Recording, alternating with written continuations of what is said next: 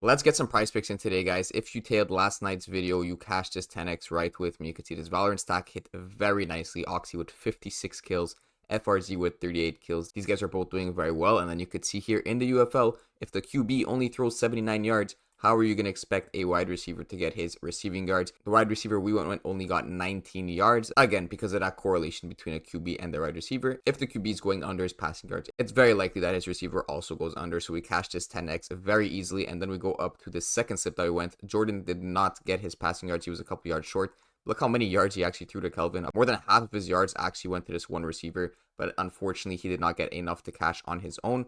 And then in CS2, the correlation went against us in the opposite direction. Had we gone less, of course, I would have cashed. But in this case, we had both overs. Thankfully, it worked out at the bottom. We got the overs correct in this specific game. So overall, ever since I converted to 4 powers in the videos, I've played about 13 and we've hit 2 of them. So that's 7 units of profit on a $5 unit. That's about $35 of profit just by tailing these picks. And I'm going to try to play another 2 4 powers and hopefully cash again tonight. Before I get into the picks, it is Monday. And as you know, every single Monday, I will recap the Discord. So on price picks, we did 54.7 units. I hit 338Xs this week. And on Underdog, I only went up about 1 unit here. So still positive overall, about 55.7 units in a single week. Now, I always explain this because a lot of people ask what a unit is. It's essentially what you're playing on every bet. So if you put $10 per bet, you'd be up over $550 in just this week alone. And I could show you some of the 38Xs we hit. We hit this one with a mix of MLB and NBA. Another one here with a mix of NBA and MLB. And then if we go all the way down here, this was the third one I hit in the week.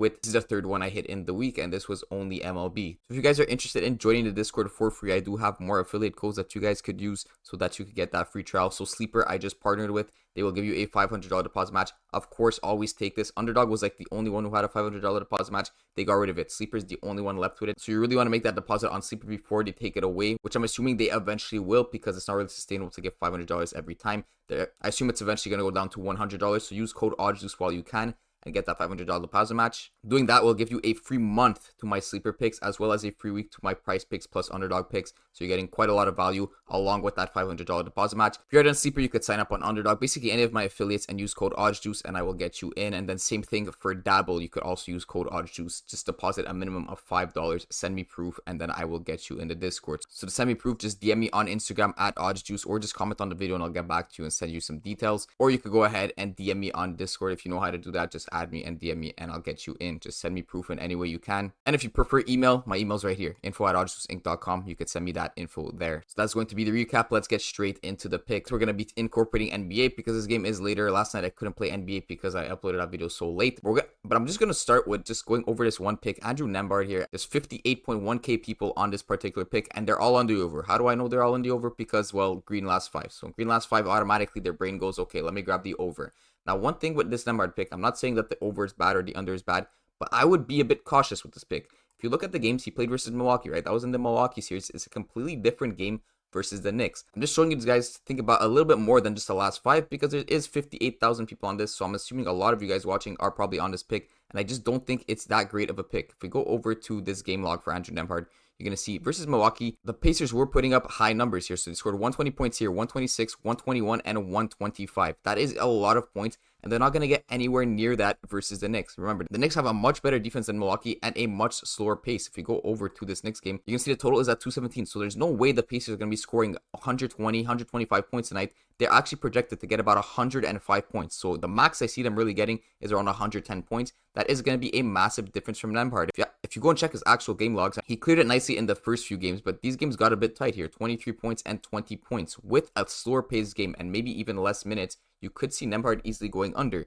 And most importantly is the juice, guys. I always talk about the juice in every single video because these sportsbooks are billion-dollar industries and they have so much data. So if I go over to this Pacers game and I check out Nembhard on his over 17.5 points rebounds, the good news is there is actually juice towards his over, but only at minus 122. That is not a good enough price to be playing on price picks. You would rather be playing this on a sportsbook. And if I go over Bet365, you get an even better price. If I go check out Nembhard on his points, rebound, assists, you're going to see 17.5 at minus 115. So this is an amazing price if you like his over 17.5 points, rebound, assists. Essentially what it means is I have to lay down $115 to win back $100. On Pinnacle, it was minus 123. So I'd have to bet $123 to win back 100. But anyways, on price picks, you're not getting anywhere near these prices. When you're playing a 2-man power, you're actually getting an implied value of minus 137. It's a bit complicated if you get into the math. I just know it's not a good deal on price picks, and I would not be playing Nembhard on the over or under. Honestly, I would sit this one out, see how he plays versus the Knicks, and then decide what you want to be playing with him moving forward. It's a bit of a long rant for a player I'm not even taking, but I just wanted to show you guys my kind of thought process on this specific pick. The next guy I'm looking at is actually Anthony Edwards, and a lot of people are on his over 29.5 points. I also think this is a bad pick.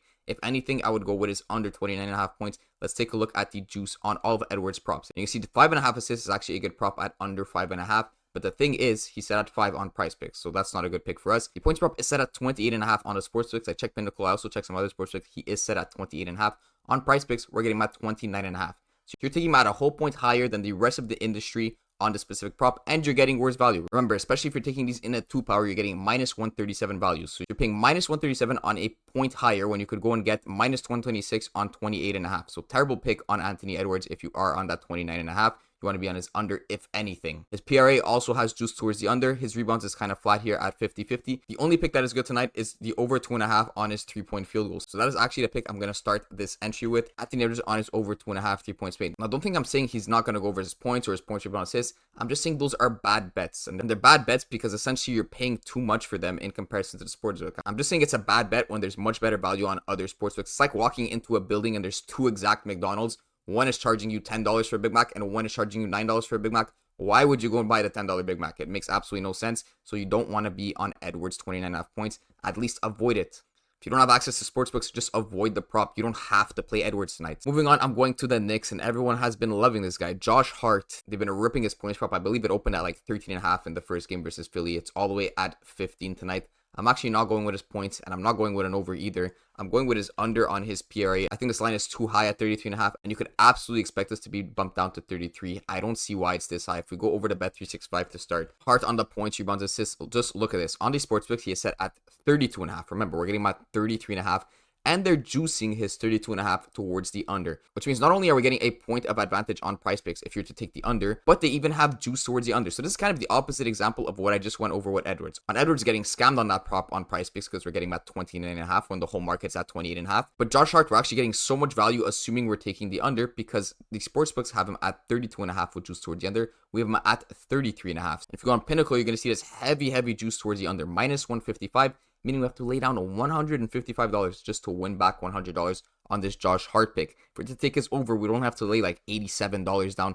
There's a massive edge on this prop, and we could actually quantify it because I know these numbers might not make sense to everyone. Minus 155, what does that even mean? You're going to see when you're taking out the edge of the sportsbook, the under has a 56.88% chance to hit. And if you check his over, there's only a 43.12% chance to hit. And on Prizepicks, since you're getting fixed payouts, whether you take the under or over, it's clear you want to be all over that under. Moving on, we're going to go over to CS2 to end off this entry, and we're going to go to Ben1337 here. Make sure you're looking at match 1 versus NRG. There's also match 2. We want to be on this one over 11.5 map 1 kills. And then we're going to take someone else from this same game, Walco, on his over 7.5 map 1 headshots. So this game is Party Astronauts versus NRG. And again, if you've been watching, you know the concept. The longer the map is, the more rounds there are, the more opportunity there is for both these guys to go over their kills or headshots. So these guys are going to trend within the same direction. And the reason I take this specific guy, so Ben1137, instead of his teammates, go over to underdog, you're going to see he's set at 12 kills. So at least we're getting a half point of value. It's hard to quantify these esports props because not every sportsbook has them, but at least you want to be getting some sort of value when you're comparing to the other DFS sites. Same thing for Walco. You're going to see him at 7.5 on Prizepicks. On underdog, we have him at 8.5. So a full headshot of value there. This is going to be the first 4-man, and we're going to get straight into the second one right away. Back to the NBA, we're going to be going with Rudy Gobert on his over 25.5 points, rebounds, assists, and we're going to be stacking this up with Mike Conley on his over 5.5 assists. As you know, in the NBA, when I'm grabbing an assister, I like to grab someone who also has a heavy amount of his points coming from assists, and Rudy Gobert's point line is normally set at like 12.5. I believe that's what it's set at tonight again. Obviously, going to get a big amount of his points, rebounds, assists from rebounds themselves, but he could also get a nice 10 to 14 points, and hopefully those 10 to 14 points are being filled up by some Mike Conley assists. And this concept makes sense because if we go over to Rudy Gobert, you're going to see about 70% of his field goals made are going to be assisted. So about 8 of his 12 points should be assisted, and you know, Mike Conley is that main assister. It only makes sense to stack them together. Most importantly, as I always say, the juice. How's the juice looking? It's looking okay on Rudy Gobert's over 25.5 points, rebound, assists, minus 125 towards the over. You wouldn't want to take something like this if his minus 125 was towards the under, because then you're going against the juice. You typically do not want to be going against the juice juice unless it's heavily correlated. But in this case, stacking in NBA is not as correlated as something like NFL. So you really got to make sure you're getting your juice on the side. And then we got Mike Conley here, minus 134 towards the over 5.5 assists. But when I'm making my entries, I'm thinking, okay, if I like Mike Conley assists, who would that pair nicely with? And I found that nice Rudy Gobert prop. So this is going to be the first 2 picks. And remember, we're going to go back to CS2, same exact concept as I did with the other pick. We're going with this guy RDN on his over 29.5 map 1-2 kills.